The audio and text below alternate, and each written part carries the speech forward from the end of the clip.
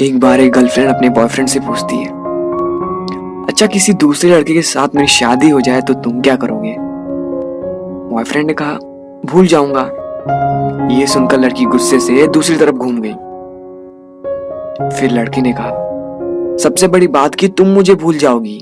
जितना जल्दी मैं तुम्हें भूल सकूंगा उससे ज्यादा जल्दी तुम मुझे भुला दोगी। फिर लड़की ने पूछा, लेकिन कैसे? लड़की ने बोलना शुरू किया,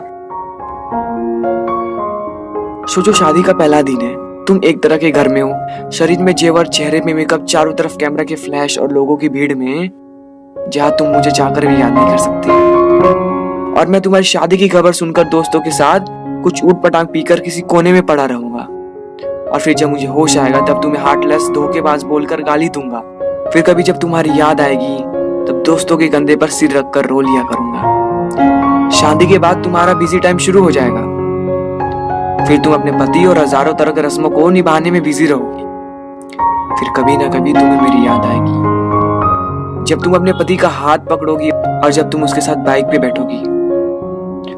और मैं आवारा की तरह इधर उधर घूमता रहूंगा जैसे जिंदगी का कोई मकसद ही नहीं है।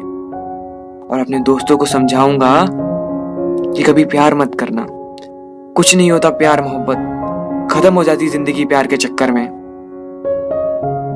और कुछ महीनों बाद अचानक तुम्हें मेरी याद आएगी और तुम यही सोचोगी कि शायद अच्छा हुआ कि तुम्हारी शादी मुझसे नहीं हुई। जहाँ एक और तुम्हारी लाइफ सेटल हो गई, वहीं दूसरी ओर मैं सभी लोगों से डांट सुन सुनकर लगभग सुधर गया हूँ और सोच लिया है अब कोई काम करना है, एक सुंदर सी लड़की से शादी करके तुम्हें भी दिखा देना है और सबको यही कहूँगा कि भुला दिया है मैंने तुम्हें। लेकिन तभी भी मैं तुम्हारे पुराने मैसेजेस को आधी रात को निकाल कर पढ़ूंगा और सोचूंगा शायद मेरे प्यार करने में ही कमी थी जिसके कारण मैं तुम्हें पा ना सका। यहाँ तक कुंडले के बाद लड़के ने देखा कि लड़की की आंखों में आंसू झलक रहे थे। लड़की भरी हुई आंखों से लड़की की तरफ देखती है। लड़की के लफ्जों पे कोई शब्द नहीं होते। लड़का भी बिल्कुल चुप। 2 मिनट के लिए दोनों चुप रहे। थोड़ी देर बाद गर्लफ्रेंड ने कहा, तो क्या सब कुछ यही खत्म हो जाएगा? बॉयफ्रेंड ने कहा, नहीं।